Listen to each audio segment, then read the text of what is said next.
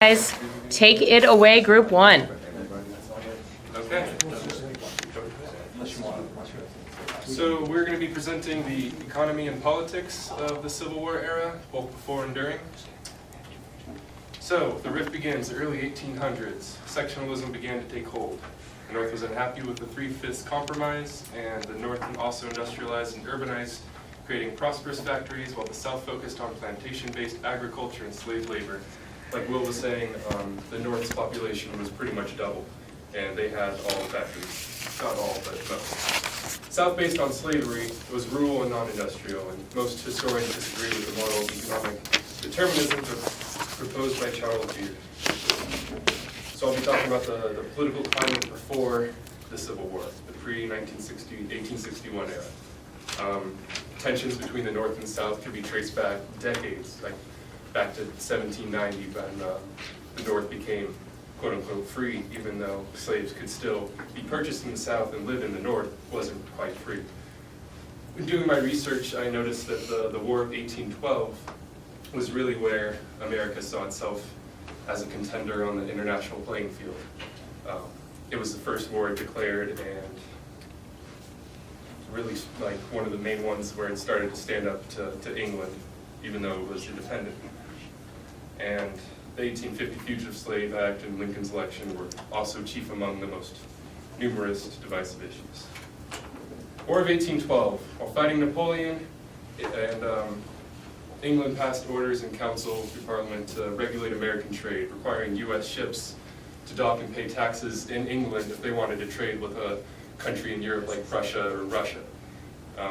It was fought between Britain and U.S. with no clear winner or loser, even though the U.S. declared and got England to stop with the trade embargo. Many agriculturists in the West and South supported a war against Britain in order to gain Canada's territory to increase agricultural production, which is pretty funny to think about how that would go, while most of the North and New England didn't support the war at all. The true victors of the war remained ambiguous. The War of 1812 established America's international influence and power and instilled a deep sense of nationalism and patriotism, particularly in the South. England technically won the war, even though they stopped the trade issue, but they wanted to take a section of the Midwest, like directly south of the Great Lakes, and turn it into like an Indian territory, a Native American territory, because they had the Native Americans and the Canadians helping them fight against America. And really, if anyone lost the War of 1812, it was the Native Americans. They never got their state because England was allied with Prussia and Russia, and they were fighting Napoleon, but England didn't want Prussia and Russia to like annex territory, and so they didn't want to be seen as hypocrites. The War of 1812 for England was really seen as like a minor front in the Napoleonic Wars. Napoleon supported America during this time, and you could really say it was a drop in the bucket for England. Right? Fine, you don't have to stop in England and go into Europe, do what you want. Compromise of 1850, and the most numerous among those compromises was the Fugitive Slave Act, the most significant of it. Compromise of 1850 was a series of bills that sought to end the resentment between the North and the South over the issue of slavery. The Slave Act mandated that anyone in any part of the country was required by law to capture and imprison any fugitive slaves.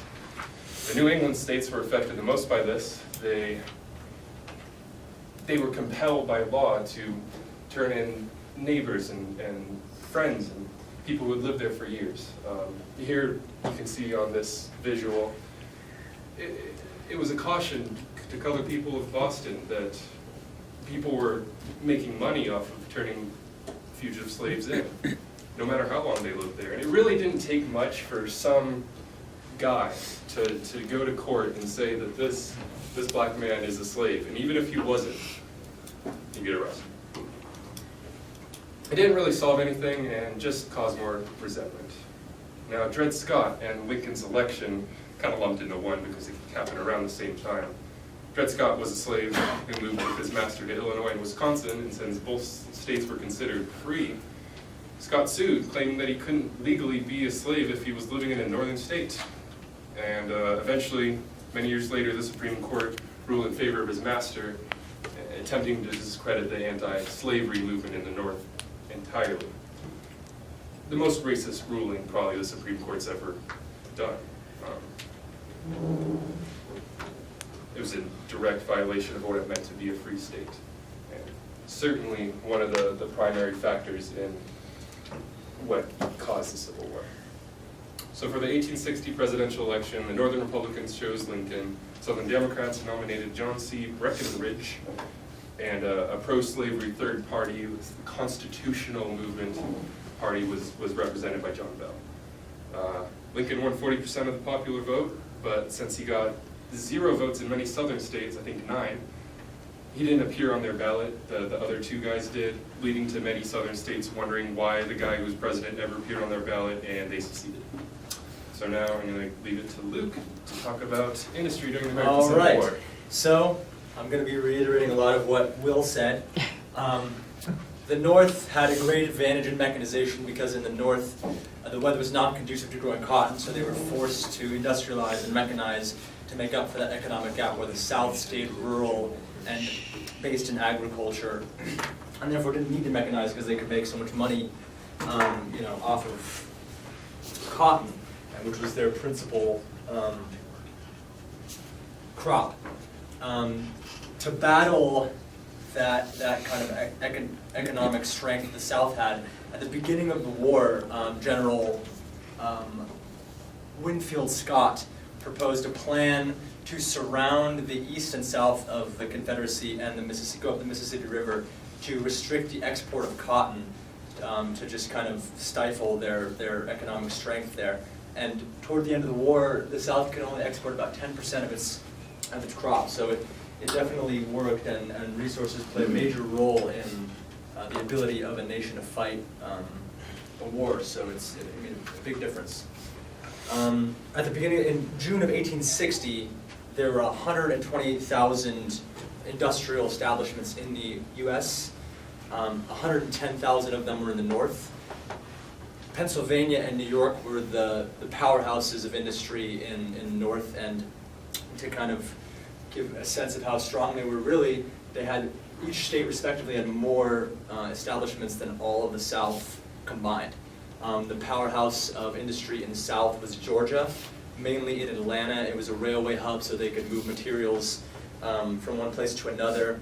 Also, the North gave huge contracts to firearms manufacturers and wagon manufacturers to help their war effort. And also Lincoln bought out the railroads while the South stayed privatized. And so those things made a really big difference because the North could be a lot more cohesive with their materials and their war effort. Also, something I didn't know, the North, if you were thinking it didn't profit off slavery, it obviously did. Its biggest industry before the war was cotton textiles. And because the South had such a decline in cotton during the war, the North had a major decline in their biggest industry as well. To pick up the slack, they started producing cotton, and wool, I'm sorry.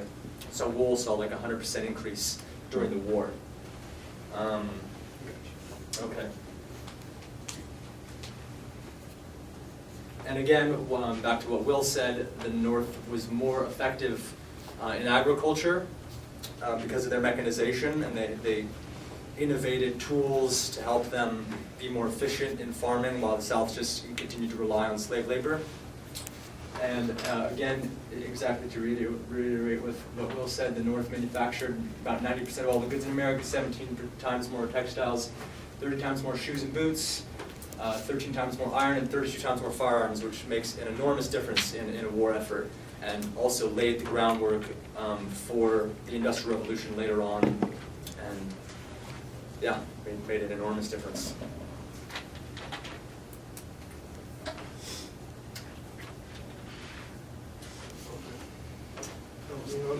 All right, I'm going to be talking about inflation and the economy of the South and the North in the Civil War.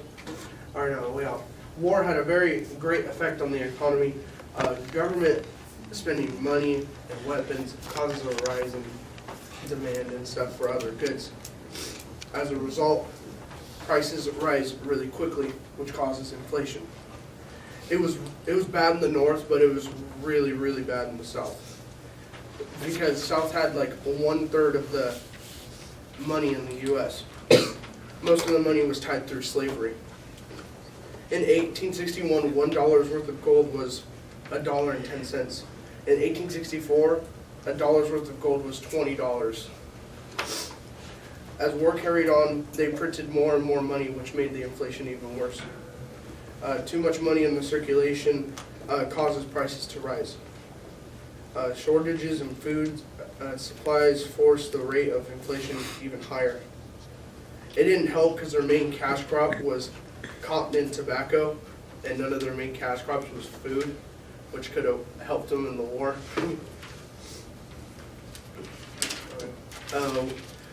With the loss of cotton exports, the South, with the loss of cotton exports, the South was in trouble.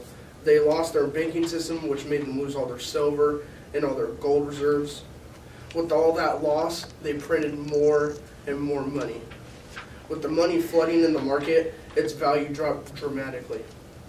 With family heading away from the war, much of that agriculture was left idle, which means they couldn't use the land anymore for food and agriculture. Food was scarce throughout the war. Many of the South suffered from starvation. The arms and ammunition were also short in supply. Men had to bring their own guns, and soldiers scavenged the battlefields to take Union weapons.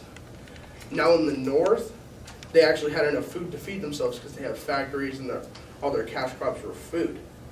They also had many factories to produce the supplies, and they had the population. Eventually, they did do the same thing as the South did because they ran out of money, and they printed more and more money. In order to fix the inflation and gather more money, they had to introduce their first income tax, which was able to bring the money back up. Eventually, the North money grew up to about 80% more, while in the South, it was 9,000% more, which I thought was pretty crazy. Alright, so I'm going to talk about slavery, which was the backbone to what seems to be all of these topics, because it was the backbone of Northern economy with cotton textiles, and also Southern economy by sending cotton over to the North. So I'm going to start way far back when the Jamestown colony was established, which was maybe 100 or 150 years before the Civil War. But it's very important to dig slavery to the root. And so the first slaves that arrived to the Americas were, I believe, 90 slaves, and they were at Jamestown after the starving time. And at this time, the colonists were, their attitude was summed up to be very, very angry and starving, because during the winter they had to resort to eating corpses due to the fact that they couldn't feed themselves, and they were extremely, extremely jealous of the Indians who did, according to them, little to no work, and produced many, many more times, much more produce than they could have ever produced themselves. So the colonists, being angry people, I guess, went on to go and assert their dominance over the Indians and just kill them. And this, I'm telling this little story right here because it sets the ground for the colonists and the white people from Europe to feel this dominance, this need to enslave others in order to survive, since they could do it themselves. So by the 1800s, there was 10 to 15 million slaves in the Americas, even though Africa had lost 50 million slaves. So about 45 million Africans died due to marches to the sea in Africa and during the trips over to America. And eventually, during the early days of the American colonies, and this racial system would be put in place for white servants that had come to the Americas as practically almost slaves, but more like the indentured servant. Under the indentured servant name, they would come over and they would unify in various rebellions, but the Southern ruling class would notice this and eventually give the white servants rights. They would give them weapons, mass amounts of food, and property once they were liberated. So this would develop to be over the centuries. This would develop over the centuries to Southern whites, whether they owned slaves or not, seeing themselves as superior to the African Americans owned by slave owners, because they, after being joined together in rebellions early on, were separated due to privilege given to them and upward mobility being allowed. And so slavery was a huge economic factor. Many people like to point out that the South was fighting for its culture and its economic stability, but in the reality, slavery was the root to both those things, because its culture was a rural culture, a culture based on, well, just the mass ruralness of the South, which only happened because of slave owners awarding their white servants huge plots of land once they were freed, and this created many white people to be farmers and own a decent amount of land, and so eventually, the culture was just rooted from slavery, and the production of like cotton and other economy was also a product of slavery. So in reality, they were not fighting for anything pure, as they had believed. And so I'm just trying to tie this into like how people defend this as a reasonable political argument that they had for separation, for a war that they believed was justified, but in reality, it had roots to something very evil that enslaved many and was only brought upon due to capitalist greed and need for control by the ruling class.